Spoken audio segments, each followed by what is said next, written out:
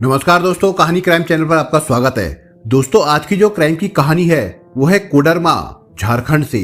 तो चलिए दोस्तों, इस कहानी को हम लोग शुरू करते हैं।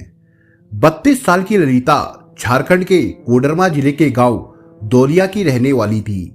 उसकी मां का नाम राजवती और पिता का नाम दुल्ली था। वो 4 भाइयों की इकलौती बहन थी, इसलिए घर में सभी की लाडली थी। 16 साल की होते ही उस पर यौवन की बहारें मेहरबान हो गई थी। गांव के कई लड़के ललिता पर फिदा थे। ललिता भी अपनी पसंद के लड़के से नैन लड़ाने लगी। इसके बाद तो दिन प्रतिदिन उसकी भी आकांक्षाएं बढ़ने लगी, तो अनेक लड़कों के साथ उसके नजदीकी संबंध हो गए। दुल्ली के कुछ शुभचिंतक उसे आईना दिखाने लगे। तुम्हारी बेटी ने तो यारबाजी की हद कर दी। वो खुद तो खराब है, गांव के लड़कों को भी खराब कर रही है। लड़की जब दर दर भटकने की शौकीन हो जाए तो उसे किसी मजबूत खूंटे से बांध देना चाहिए। जितना जल्दी हो सके ललिता का विवाह कर दो, वरना तुम बहुत पछताओगे। अपमान का घूंट पीने के बाद दुल्ली ने एक दिन ललिता को समझाया। उसी दौरान मां राजवती ने ललिता की पिटाई करते हुए चेतावनी दी, आज के बाद तेरी कोई ऐसी वैसी बात सुनने को मिली तो मैं तुझे जिंदा जमीन में दफना दूंगी। उस समय ललिता ने कसम खाकर किसी तरह अपनी मां को यकीन दिला दिया कि वो किसी लड़के से बात नहीं करेगी। ललिता बात की पक्की नहीं बल्कि ख्वाहिशों की गुलाम थी। कुछ समय तक ललिता ने अपनी जवानी के अरमानों को कैद रखा, लेकिन अरमान बेलगाम होकर उसके जिस्म को बेचैन करते तो वो अंकुश खो बैठी और फिर से लड़कों के साथ मटर गश्ती करने लगी। लेकिन ये मटर गश्ती अधिक दिनों तक नहीं चल सकी। इसकी वजह थी कि उसके पिता दुल्ली ने उसका रिश्ता तय कर दिया था। ललिता का विवाह कोडरमा जनपद के ही गांव करौंजिया निवासी काली रविदास के बेटे सिकंदर रविदास से तय हुआ था। सिकंदर किसान था और एकदम सीधा साधा इंसान था, लेकिन एक पैर से दिव्यांग था। उसका एक छोटा भाई जितेंद्र रविदास था। सिकंदर की उम्र विवाह योग्य हो चुकी थी, इसलिए ललिता का रिश्ता सिकंदर के लिए आया तो काली रविदास मना नहीं कर सके। 12 साल पहले दोनों का विवाह बड़ी धूमधाम से हो गया। कालांतर में ललिता 3 बेटों की मां भी बन गई। विवाह के बाद से ही सिकंदर ललिता के साथ अलग मकान में रहने लगा था। सिकंदर का छोटा भाई जितेंद्र अपने माता पिता के साथ रहता था। सिकंदर दिव्यांग होने पर भी खेतों में दिन रात मेहनत करता रहता था, इसलिए जब वो घर पर आता तो थकान से चूर होकर सो जाता था, जिससे ललिता की ख्वाहिशें अधूरी रह जाती थी। पति के विमुख होने से ललिता बेचैन रहने लगी। इसी स्थिति में कुछ औरतों के कदम गलत रास्ते पर चल पड़ते हैं। ऐसा ही ललिता के साथ भी हुआ। अब उसे ऐसे शख्स की तलाश थी जो उसे भरपूर प्यार दे और उसकी भावनाओं की इज्जत करे। उस शख्स की तलाश में उसकी नजरों को अधिक भटकना नहीं पड़ा। घर में ही वो शख्स उसे मिल गया। वो था जितेंद्र। सिकंदर जहां अपने भविष्य के प्रति गंभीर तथा अपनी जिम्मेदारियों को समझने वाला था, वहीं जितेंद्र गैर जिम्मेदार था। जितेंद्र का किसी काम में मन नहीं लगता था। जितेंद्र की निगाहें ललिता पर शुरू से ही थी। वो देवर भाभी के रिश्ते का फायदा उठाकर ललिता से हंसी मजाक भी करता रहता था। जितेंद्र की नजरें अपनी ललिता भाभी का पीछा करती रहती थी। दरअसल जितेंद्र ने ललिता को विवाह मंडप में जब पहली बार देखा था, तब से ही वो उसके दिमाग पर छाई हुई थी। अपने बड़े भाई सिकंदर के भाग्य से उसे ईर्ष्या होने लगी थी। वो सोचता था कि ललिता जैसी सुंदरी के साथ उसका विवाह होना चाहिए था। ललिता उसे पहले मिली होती तो वो उसे अपनी जीवन संगनी बनाता और उसकी जिंदगी इस तरह वीरान ना होती। उसकी जिंदगी में भी खुशियां होती। ललिता के रूप की आंच से आंखें सेकने के लिए ही वो ललिता के घर के चक्कर लगाता। चूंकि वो घर का ही सदस्य था, इसलिए उसके आने जाने और वहां हर समय बने रहने पर कोई शक नहीं करता था। जितेंद्र की नीयत साफ नहीं थी, इसलिए वो ललिता से आंख लड़ाकर और हंस मुस्कुराकर उस पर डोरे डाला करता था। सिकंदर सुबह खेत पर जाता तो शाम के समय ही घर लौटता था।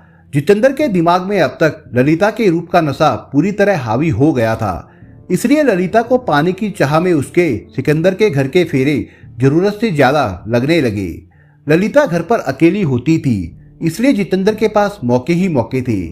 एक दिन जितेंद्र दोपहर के समय आया तो ललिता दोपहर के खाने की तैयारी कर रही थी, जिसके लिए वो सब्जी काट रही थी।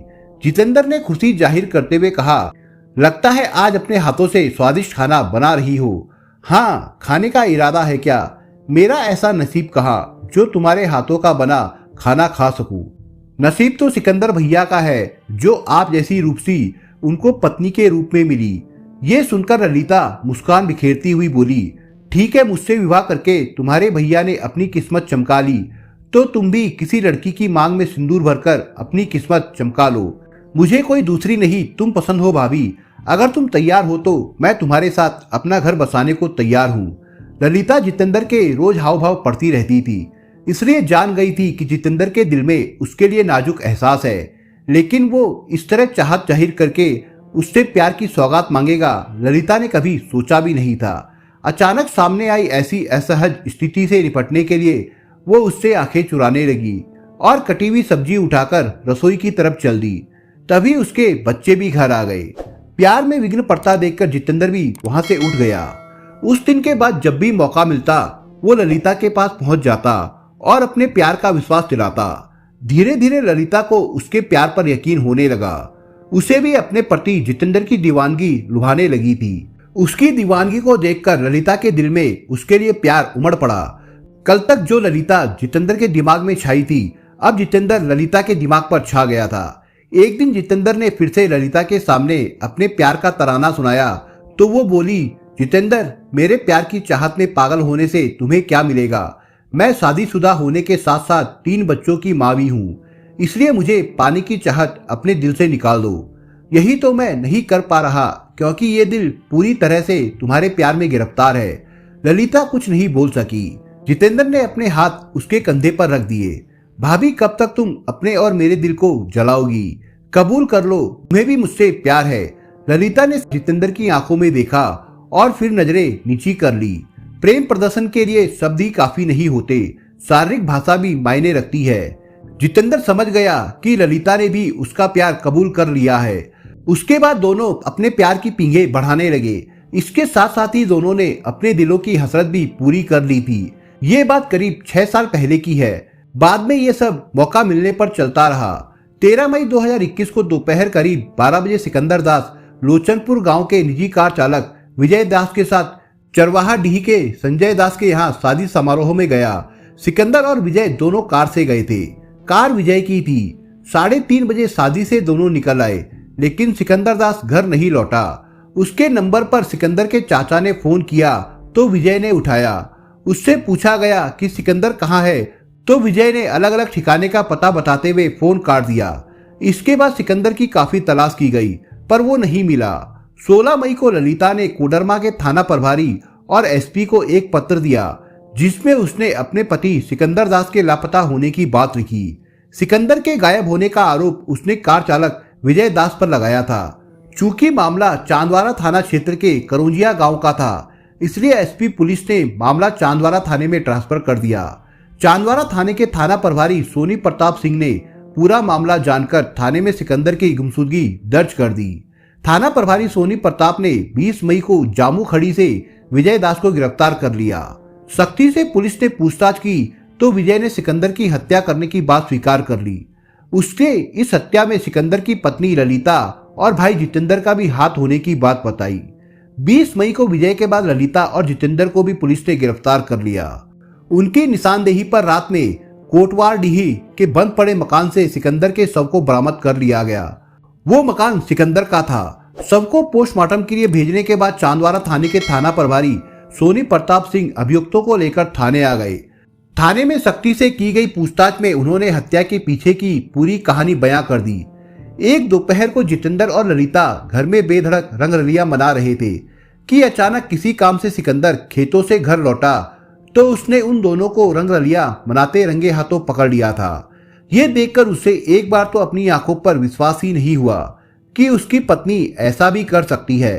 वो ललिता पर खुद से भी ज्यादा विश्वास करता था, लेकिन हकीकत तो उसके सामने उसकी दगाबाजी की तरफ इशारा कर रही थी। दूसरी ओर सगा छोटा भाई जितेंद्र था जिसे वो बहुत प्यार करता था, उसका खूब ख्याल रखता था। वही उसकी गृहस्थी में आग लगा रहा था। अपनों की इस दगाबाजी से सिकंदर इतना आहत हुआ कि उसने पूरे घर को सिर पर उठा लिया।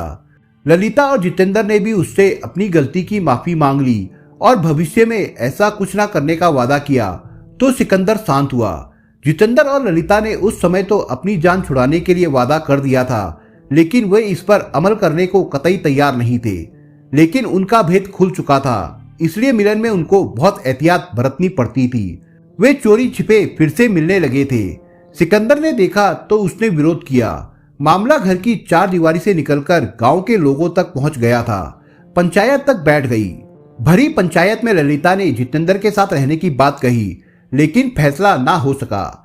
इसके बाद सिकंदर उन दोनों के बीच की एक बड़ी दीवार बन गया, जिसे गिराए बिना वे हमेशा के लिए एक नहीं हो सकते थे।